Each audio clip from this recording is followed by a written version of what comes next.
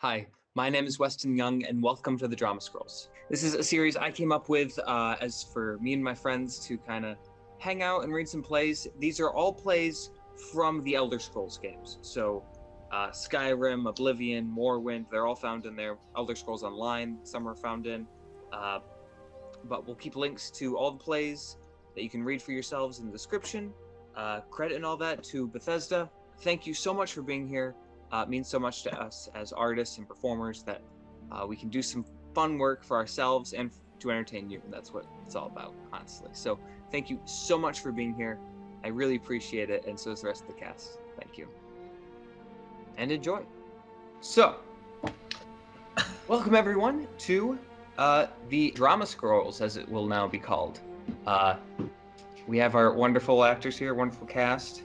My name is Weston. Thank you for coming today. And we will be reading plays from the Elder Scrolls games. This will be a series. We'll come out with a bunch. We're going to record them all today and come out with them one at a time. First up, we have the Hypothetical Treachery, a one-act play by Anthil Morvir. Also, all rights to all this belongs to Bethesda, damn it. Bethesda.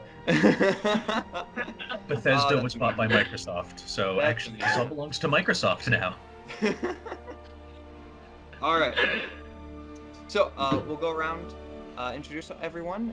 Again, my name is Weston Young. Hello, my name is Seamus O'Connell. Hello, my name is Pandora Q. Hello, my name is Andrew Vitovitch. Hello, everybody. My name is Wayne Murphy Jr. And in our audience for this play, we have the Gloria. And she's muted now, but she's there. But she'll be an actress in the other upcoming productions, so stay tuned for that. All of their socials will be in the description as well, if you want to get in touch with them by any means. All right. So, we have our cast. Malvasian, played by Andrew. Inzalaya, played by Pandora. Dulcetus / Bandit 1, played by Wayne. And Schiavas / Bandit 2, played by Seamus. Alright, our scene starts off in Eldenwood. As the curtain rises, we see the misty labyrinthian landscape of the legendary Elden Grove of Valenwood. All around we hear wolves howling. A bloodied reptilian figure, Schiavas, breaks through the branches of one of the trees and surveys the area. It's clear. Inzalaya, a beautiful dark elf mage, climbs down from the tree, helped by the barbarian. There's a sound of footsteps nearby. Schiavas readies his sword, and Inzalaya prepares to cast a spell. Nothing comes out. You're bleeding. You should have Dulcetus heal that for you. He's still drained from all the spells he had to cast down in the caves. I'm fine. If we get out of this and no one needs it more, I'll take the last potion of healing. Where's Malvasian? Malvasian, a high elf battle mage, and Dulcetus, a Cyrodiil healer, emerge from the tree, carrying a heavy chest between the two of them. They awkwardly try to get down from the tree, carrying their loot. Here I am, though why I'm carrying the heavy load is beyond me. I always thought that the advantage of dungeon delving with a great barbarian was that he carried all the loot. If I carried that, my hands would be too full to fight. And, tell me if I'm wrong, but not one of the three of you has enough magicka reserve to make it out of here alive. Not after you electrified and blasted all those homunculuses down below ground. Homunculi. Don't worry. I'm not going to do what you think I'm going to do. What is that? Kill you and take the ebony mail for myself? Admit it. You thought I had that in mind. What a perfectly horrible thought. I never thought anyone, no matter how vile and degenerate, would... Why not?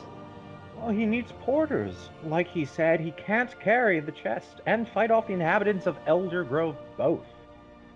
by Stendar, of all the mean, conniving, typically Argonian things, And why what... do you need me alive? I don't necessarily. Except that you're prettier than the other two. For smooth skin, that is. And if something comes after us, it might go for you first. There's a noise in some bushes nearby. Go check that out. It's probably a wolf. These woods are filled with them. You check it out. You have a choice, Inzolaya. Go and you might live. Stay here and you definitely won't.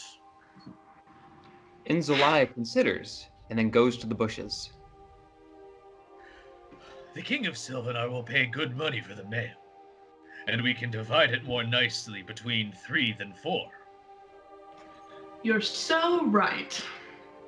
Inzolaya suddenly levitates to the top of the stage. A semi-transparent ghost appears from the bush and rushes at the next person, who happens to be Schiavas. As the barbarian screams and thrashes at it with his sword, it levels blasts of whirling gas at him. He crumbles to the ground. It turns next to Dulcetus, the healer, and as the ghost focuses a freezing chill on the hapless Dulcetus, Malvasian casts a ball of flame at it that causes it to vaporize into the air.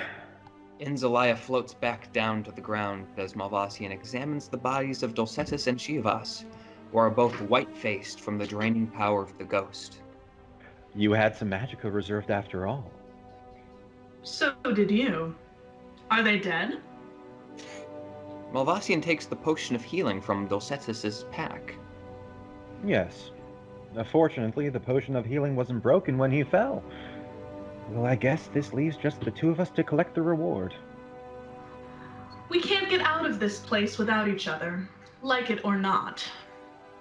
The two battle mages pick up the chest and begin plodding carefully through the undergrowth, pausing from time to time at the sound of footsteps or other eerie noises. Let me make sure I understand. You have a little bit of magical left, so you elected to use it to make Schiavas the ghost's target, forcing me to use most of my limited reserve to destroy the creature, so I wouldn't be more powerful than you. That's first-rate thinking. Thank you. It's only logical. Do you have enough power to cast any other spells? Naturally. An experienced battle mage always knows a few minor but highly effective spells for just such a trial.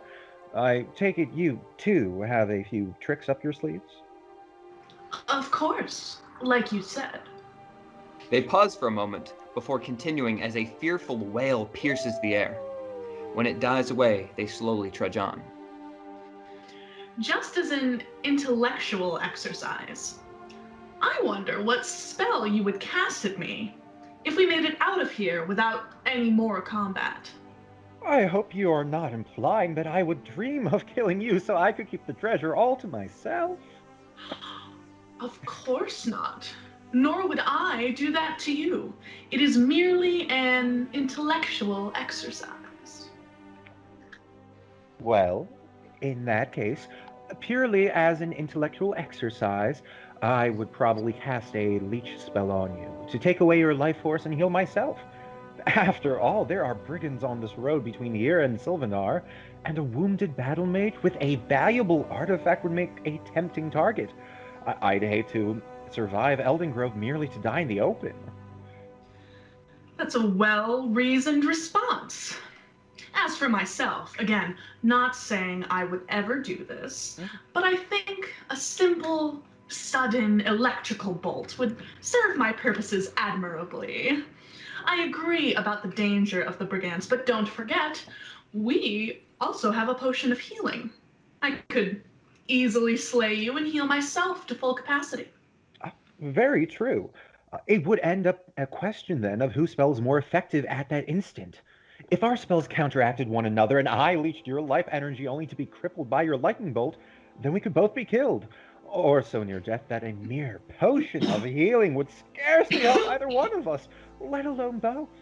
How ironic it would be if two scheming, battle mages. Not saying we are scheming, but for the purpose of this intellectual exercise, we're on the brink of death, completely drained of magicka with one healing potion to choose from.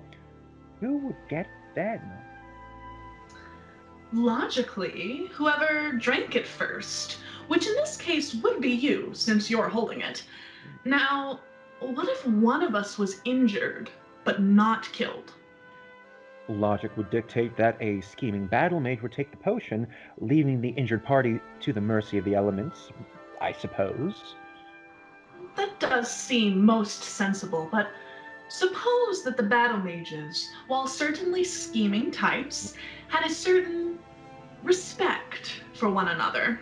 Perhaps in that case, the victorious one might, for instance, put the potion up a tree near his or her gravely wounded victim. Then, when the wounded party had enough magicka replenished, he or she would be able to levitate to the tree branches and recover the potion. By that time, the victorious battle mage would have already collected the reward. They pause for a moment at the sound of something in the bushes nearby. Carefully, they climb across the branches of a tree to bypass it. I understand what you're saying, but it seems out of character for our hypothetical, scheming battle mage to allow his or her victim to live. Perhaps. But it's been my observation that most scheming battle mages enjoy the feeling of having bested someone in combat, and having that person alive to live with the humiliation. These hypothetical scheming battle mages sound... Daylight! Do you see it? The two scurry across the branch, dropping behind a bush, so we can no longer see them. We can, however, see the shimmering halo of sunlight. We made it. Indeed. There is a sudden explosion of electrical energy and a wild howling aura of red light. And then silence. After a few moments' pause, we hear someone climbing up the tree. It is Malvasian. Putting the potion high up in the bough, he chuckles as he climbs back down and the curtain drops. Epilogue. The curtain rises on the road to Sylvanar. A gang of bandits have surrounded Malvasian, who is propped up on his staff, barely able to stand. They pull his chest away from him with ease. What have we got here?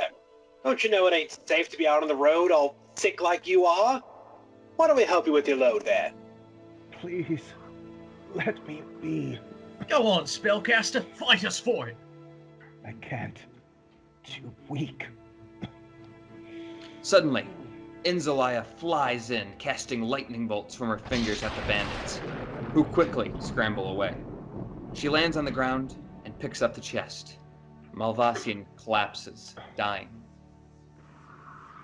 Hypothetically, what if a battle mage cast a spell on another that did not harm him at once, but drained his life force and his magicka bit by bit, so he wouldn't know at the time, but feel confident enough to leave the potion of healing behind? A most treacherous battle mage she'd be. And, hypothetically, would she be likely to help her fallen foe so that she could enjoy the humiliation of him continuing to live? From my experience, hypothetically, no. She doesn't sound like a fool. As Inzaliah lugs the chest off toward Sylvanar, and Malvasian expires on the stage, we drop the curtain. Alright, great job! Yeah! Yay! Excellent. That was great. I love this play. It's so funny. It's very, I don't know what type of theater that sounds like, but it sounds like an old type of theater. Weston, I have a quick question. Yeah. I know we've got Gloria in the audience. Would she be allowed to maybe like laugh at some jokes or be like an audience member who's sort of like interacting a little? Absolutely.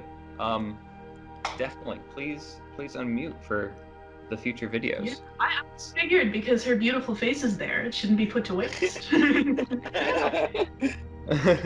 All right. Well, I just figured you wouldn't want the random background noises. the bird a would lot be of good them. for this one. That's true. Yeah, you're right. He can join. Bird can be in videos if you would like him. Next will be, which one is it? It's the Castle Zur, but we'll cut, at least I'll cut this one here. So, outro. Okay. Thank you everyone for watching. Please like, comment, subscribe, and share to all your friends who like Skyrim or you want to like Skyrim and the Elder Scrolls. And thank you, Bethesda. Bye. Just an intellectual exercise. Or sorry. Say that again. Alright. The hand thing, I may be able to effect, but there'll definitely be a sound effect. Oh my god! So. I just realized something awful. Okay, I'm recording the grid bit now. I got it to work. I just realized how inappropriate is it going to be when we're doing a serious scene, right? And then this mug comes up. Seamus, What's on the other side I hate to break it to you, but it's on both sides.